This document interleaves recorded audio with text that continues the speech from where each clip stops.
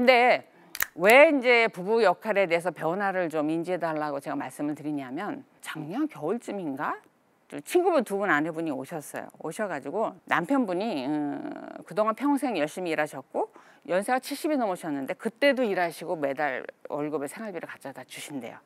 근데 남편분한테 이혼할 건 아니고 궁금한 게 있다는 거야. 그리고 정말 용서할 수 없는 게 있다는 거예요. 뭔데요, 어머니? 그랬더니 남편분이 월급은 다 갖다 줬는데 알고 보니까 우연히 그 회사에서 퇴사한 부부 모임에 갔다가 그 상여금이 깨 있었다는 거예요. 근데 본인은 상여금을 한 번도 받아본 적이 없다는 거야. 그거를 소송을 제기해서 사실조회해서 밝혀달라는 거예요. 그래서 못해요, 어머님. 그거 가능하지 않아요, 어머님. 그랬더니 아니 어떻게 그거를 그렇게 떼어 먹을 수 있냐는 거예요. 당연히 가져와야지. 그래서 제가 어머니한테 그랬어요. 어머님, 왜 당연히 가져와야 돼요? 남자니까 당연히 가져와야죠. 이렇게 말씀하시는 거예요. 그러니까 그분 머릿속에는 여자는 살림하고 아이 낳고 살림하고 남자는 무조건 돈 벌어서 그 버는 돈을 전부 아내가 갖다 주고 아내가 다 관리해야 되고 이 사고에 멈춰 계시는 거죠. 그래서 제가 그랬어요. 만약에 어머님, 제가 저희 가족이 저한테 당신 한 달에 얼마 벌어? 얼마 저축돼 있어? 그러면 바로 저도 그게 왜 궁금해? 내가 왜 그걸 다 공개해야 돼? 내가 버는 건데?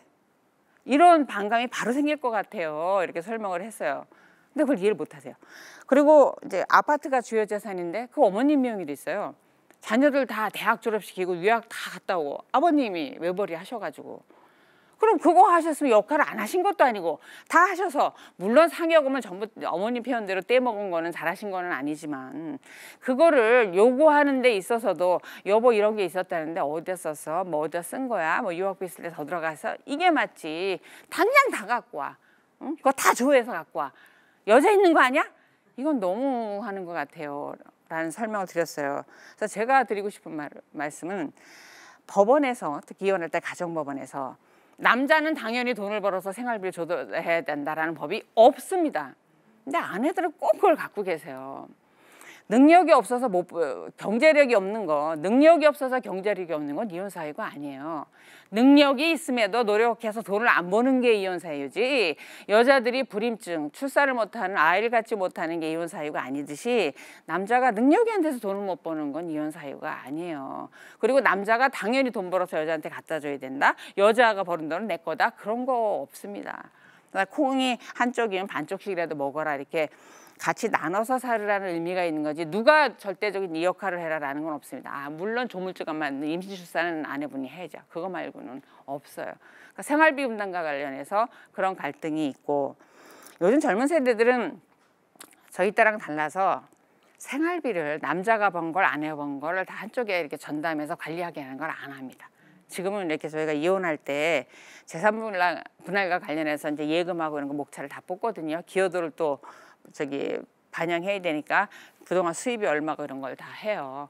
그래서 보면은 생활비 통장을 만들어서 거기다 얼마를 입금해서 요거는 어느 용도로 쓰고 나머지는 자기가 투자를 하든지 뭐 취미생활을 하든지 이렇게 합의하는 경우가 꽤 있습니다. 꽤 있고, 그다음에 그 생활비를 요구할 때 있어서도 당신은 얼마, 당신은 얼마, 또는 뭘 어떻게 이렇게 하는 것도 있는데, 여기서 왜 갈등이 있냐면은 요 룰대로만 하면 괜찮아요. 근데 어디에 갈등이 있냐면은 아내는 수입이 200만 원이에요. 남편은 600만 원이면 300만 원을 생활비 통장에 넣는다 그러면 사실은 100, 200 이렇게 넣는 게 맞잖아요. 그죠? 근데 보통 이제 돈에 엄격한 분들이 있어요. 남자분들이 꽤 많은데 반반 넣어. 150, 150. 이렇게 해서 이제 살아온 거예요. 그러면 나머지 50이 남는다고 쳐도 그게 쓸 게 뭐 있어요. 그러니까 여자 아내는 저축이 되지 않는 거예요. 그러니까 10년을 살았는데 내 통장에 돈이 한 개도 없고, 친정 부모님 뭐 행사 때라도 돈빼기라도 내려면 남편한테 돈 달라고 해야 되고 이렇게 되는 거죠. 근데 남편은 자기는 그러면 600 받아가지고 150 넣었으면 꽤 많이 남았잖아요. 그럼 본인이 뭐가 투자가 되고 많을 거란 기대를 아내가 할 수밖에 없잖아요.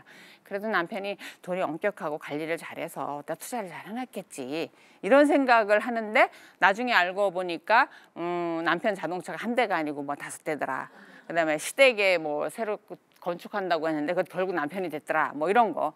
내가 친정에 간다고 100만 원 달라 그러면 사람을 그렇게 머물게함을 주고 뭐 이렇게 했던 사람이 당신 돈 벌어 다 어째서? 어디다 썼어? 이렇게 했던 사람이 이런 것 때문에 깨집니다. 이런 것 때문에. 그래서 제가 처음부터 이제 젊은 부부들이 결혼을 해서 생활비를 분담하는 룰을 정하는 건 대단히 좋아요. 옛날처럼 다 관리하고 이런 거는 세대가 아니니까. 하지만 합리적으로 많이 버는 사람이 많이 더 넣고 적게 버는 사람이 적게 더 넣고 그다음에 1년에 한 번씩 크리스마스 날 연애할 때야 크리스마스 날 즐겁지. 결혼하고 난 다음에는 사람 많은 데 나가기 싫잖아요. 앉아서 가격을 보는 거예요. 나의 급여가 얼마였고 얼마가 모여졌고 1년에 한 번씩 이렇게 공개를 해야죠.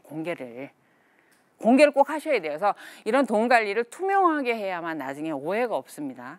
오해가 없어서 이게 투명하지 않으면 남편 쪽에서는 어떤 오해를 하냐면 그 표현을 꼭 그렇게 해요. 저거 어차피 빼돌렸지? 드린 거지. 드렸다고 해도 기분 나쁘면 꼭 빼돌렸지 이렇게 표현해. 그다음에 아내 입장에서는 당신 어디 보증 쓴 거 아니야? 바람 피는 거 아니야?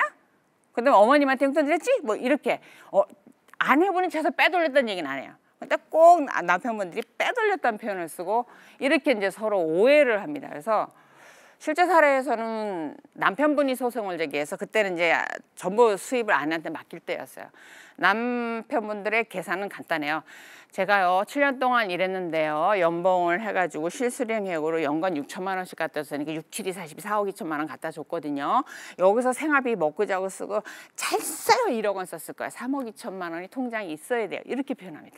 서면으로 쫙 들어옵니다. 아주 그냥 엑셀로 딱 첨부해가지고. 그런 거 볼 때마다 정말 가슴이 답답합니다. 어떻게 생각해 1억이면 충분하다는 생각을 하는지. 그러니까 내가 버는 소득 수준, 내가 사는 그 지역, 그다음에 출산이 있는지 없는지, 그동안 행사가 있었는지 이런 거 다 무시하고 내 생각에 1억이면 살았다는 거예요. 그냥 대책도 없이.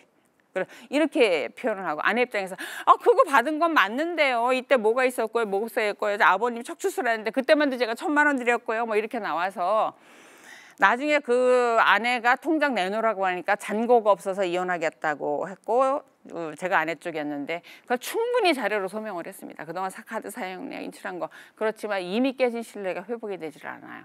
그래서 결국은 이제 이혼을 하게 되는데 그 사건에 정말 억울한 건 그 남편분 있잖아요. 취미생활 하느라고 캠핑한다고 캠핑에만 억댔었거든요. 그러니까 그런 건 생각을 안 해요. 그러니까 내가 무조건 벌어다 준다 이것만 생각을 하더라는 거예요. 그래서 생활비 분담에서 이런 부분이 갈등이 돼서 이혼하고 있어서 무조건 돈을 빚을 지든 적든 남든 1년에 한 번씩 이렇게 공개를 해서 현재 얼마를 썼고 뭐 때문에 얼마 썼고 그때 이 오해를 풀어놓지 않으면 이게 쌓이면은 쓴 기억은 사라지고 내가 준 기억만 나면서 이혼을 하게 됩니다. 그래서 이런 부분 때문에 이혼을 하게 되고요. 이혼을 안 하기 위해서 정말 알아야 되는 게 남자 여자 그다음에 아내와 남편 어떤 역할을 해야 되는 것이고 상대방은 무엇을 기대하고 있는가 이런 부분을 정확히 아셔야 돼요. 근데 이 부분에는 이제 아내분들이 적지 않게 책임이 있다라고 저는 생각을 합니다. 일단은 가장 갈등을 많이 일으키는 요소가 이게 3가지입니다. 화면에 보시는 것처럼 생활비와 그다음에 맞벌이 오고 가사 분담 전쟁인데요. 가장 큰 게 가사 분담 전쟁이에요. 그리고 생활비 분담 갈등이에요. 그리고 그 사이에서 이제 짜잔 탄생하는 게 맞벌이 요구입니다. 이것 때문에 정말 젊은 부부들이 많이 이혼하고 대표적인 4년차 이혼의 갈등이 이 3가지라고 볼 수가 있습니다. 황혼 이혼하시는 분들 같은 경우는 이건 다 극복은 하신 세대거든요. 전체 이혼을 100%로 봤을 때 신혼 이혼 자체가 약 한 30% 내외 정도, 황혼 이혼이 40% 내외 정도를 차지하고 있거든요. 그래서 4년을 넘기지 못하고 이혼하는 젊은 분들이 굉장히 많습니다. 이 3가지 때문에.